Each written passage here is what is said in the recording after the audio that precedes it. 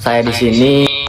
Assalamualaikum warahmatullahi wabarakatuh. Halo semuanya, saya mau ngucapin buat kalian Happy New Year. Buat mak-mak follow Happy New Year yang saya cintai, yang saya sayangi. Ya mungkin keberadaan saya di sini untuk menjelaskan di balik perseteruan bapak saya dengan manajer saya sendiri. Ya mungkin pertama-tama aku bakal ngobrolin tentang, oh ya mungkin aku disclaimer dulu.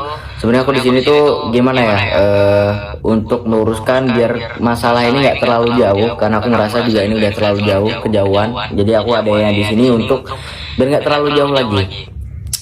Ya mungkin aku bisa menjelaskan. Oh ya, aku di sini juga tanpa paksaan dari siapapun. Aku juga ngerasa pengen speak up sendiri, karena kayak aku tuh sebenarnya malu sama teman-teman aku pastinya ya.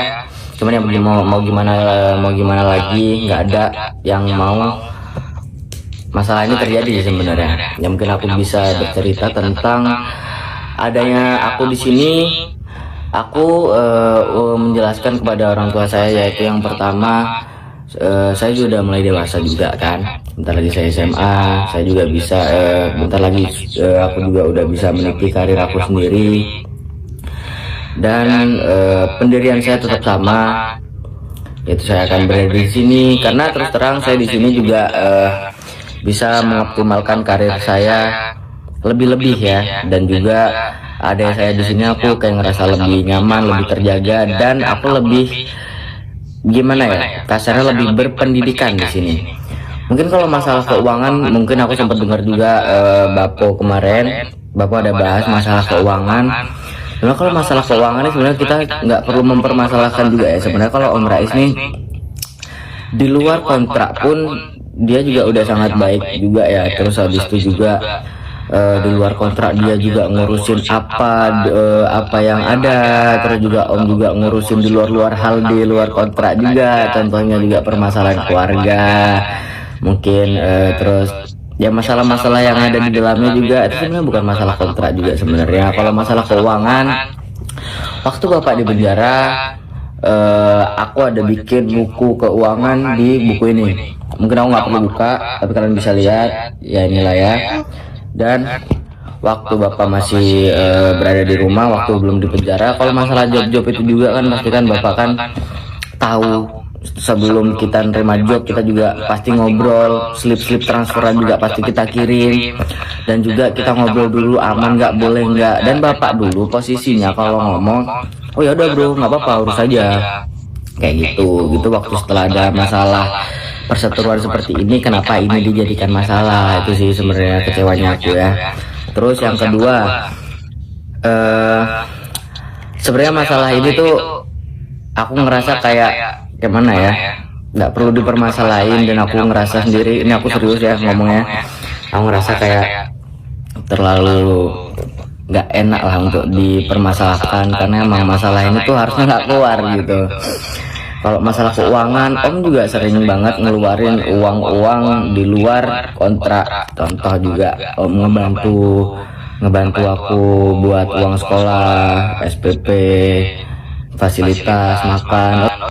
Aku agak ngeblank sebenarnya ngobrolin masalah seperti ini kan. Aku sebenarnya malu, aku juga sebenarnya belum siap juga. Cuman aku ngerasa kalau aku nggak turun, takutnya masalah ini terlalu jauh dan terlalu melebar kemana-mana juga. Aku sebenarnya malu. Aku ngeliatin muka aku kayak gini, aku malu sebenarnya. Pasti ketika aku dilihat sama guruku, sama temenku, sama siapapun itu, ya pastinya aku malu ya, karena gimana ya, masalah kacang gitu kan, cuman dibesar-besarin itu aja sih ya. Menurut aku selesai lah, udahlah, aku tuh udah cukup di sini, biarlah aku di sini. Masa iya Bapak nggak seneng aku seneng, Bapak nggak seneng aku seneng, iya itu maksud aku ya. Yang aku tahu dalam hidup aku ini, harusnya tuh orang tua tuh seneng ketika ngelihat anaknya seneng gitu loh. Masa iya kalian tuh nggak seneng waktu lihat aku seneng? Ketika aku di sini, aku dapat hakku, mungkin beberapa hak yang bisa aku sebutin, contohnya hak kayak waktu aku mau alaf, aku juga bisa ngaji di sini. Aku udah bisa ngaji, aku bahkan udah bisa azan, bahkan juara azan.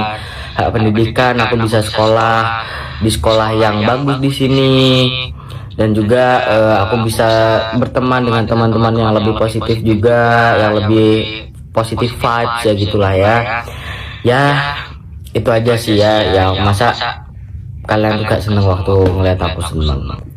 Dan selama aku kenal bapakku sendiri, yaitu Joko Suyoto ya, aku selama aku kenal sama Bapo, bahkan aku di keluarga ini paling deket tuh sama Bapo sebenarnya. Aku tuh kecewa sama sampean tuh ketika kita lagi seneng-seneng, ada aja masalahnya. Ketika kita nggak ngirim uang, Bapak selalu cari sela buat ini yang aku itu ya, yang aku tangkep ya. Kalau emang salah ya udah maaf lah, ini emang kayak aku yang aku tangkep aja. Ketika aku nggak ngirim uang, sama kayak seakan-akan nyari masalah ini itu. Sebenarnya tuh aku kecewa sama sampean Bo, cuman ya cuma lagi gak apa-apa ya. Terus aku tuh sebenarnya yo ngerti banget lah sampean tuh, aku yo ngerti banget sampean kayak piye. Aku yang ngerti toko omongannya sampean, toko rasa-rasanya sampean ki kayak didorong nang wong liya, aku gak paham.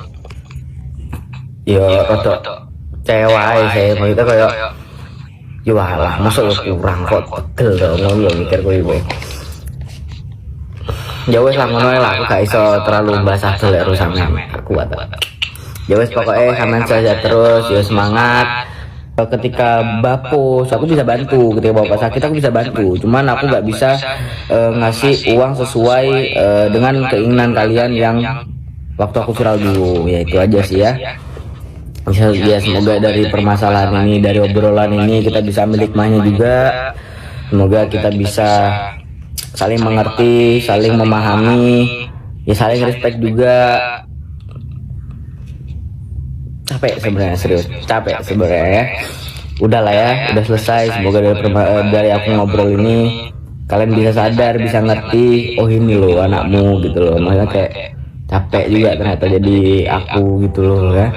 Nah itu kalian kayak sadar lah gitu loh, aku tuh capek di sini. Bukan kalian aja yang kurusin, banyak juga. Kalau misal aku terlalu ngurusin kalian, gimana karirku coba?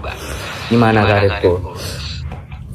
Kalau misal aku ngurusin kalian, semua uangku aku kasih kalian kayak dulu, muanya, terus aku gimana? Masa iya ngamen lagi? Jangan dong, kan gitu tau. Jadi sih gitu aja sih ya, kita saling respect aja, semangat, sehat-sehat kalian di sana, sehat-sehat kalian di sana, semangat terus. Oke, kalau masalah LP musik ya kita bakal bahas ini. Aku bisa ngejelasin sedikit. Aku sebenarnya tuh baru-baru ini tahu betapa kejamnya dunia entertainment. Contoh LP musik tuh cuman ada beberapa video yang viral. Contoh satu mimpi, terus habis tuh oh jadi banding kayak yang remake itu juga kebantu satu mimpi, aku Cakerjo dan lain sebagainya. Gak semua video itu bisa viral. Aku pernah bilang sama Om, aku pengen sama Om 50-50 pengen coba ngerasain gimana sih rasanya di entertainment ini. Ternyata waktu kita rinci belum ini belum itu, wah ternyata habis sekali, nggak sesuai sama ekspektasi aku. Aku kira coba segini, ternyata lebih dari ekspektasi aku juga. Dan DFP musik nih kita ya aku putar lagi, nggak selalu untung. Kayak contoh DFP musik kemarin kita oke lah kita bisa bilang untung, cuman ada beberapa video contoh orkestra itu Om habis-habisan di situ. Terus habis tuh Laskar Pelangi, bayangin aja izinnya Laskar Pelangi berapa. Kalau kalian penasaran kalian bisa tanya langsung ke penciptanya.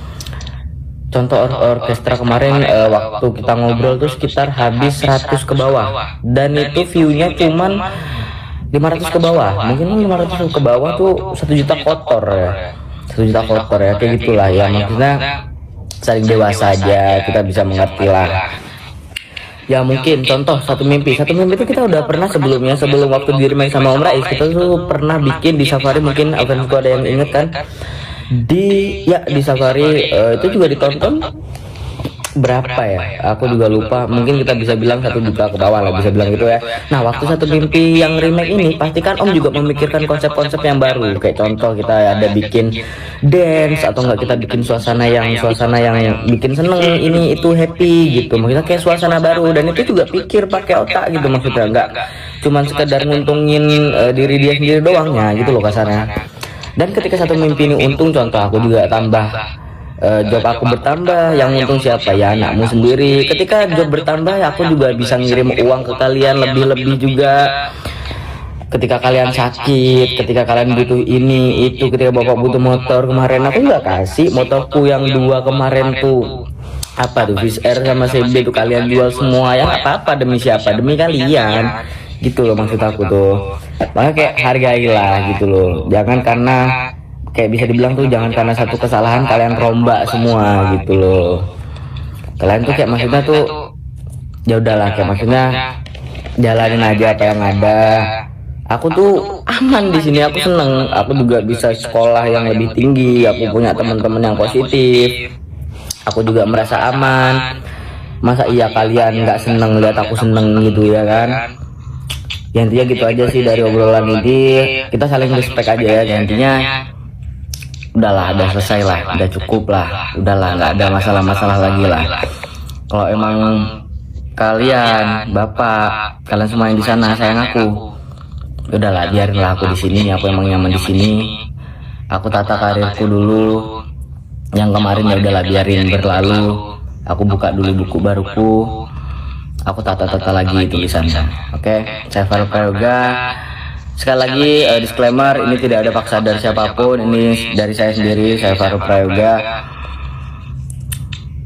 Saya meminta semoga masalah ini bisa diselesaikan secara keluarga dan selesai dengan tujuan yang baik. Oke, saya Farouk Prayoga. Assalamualaikum warahmatullahi wabarakatuh.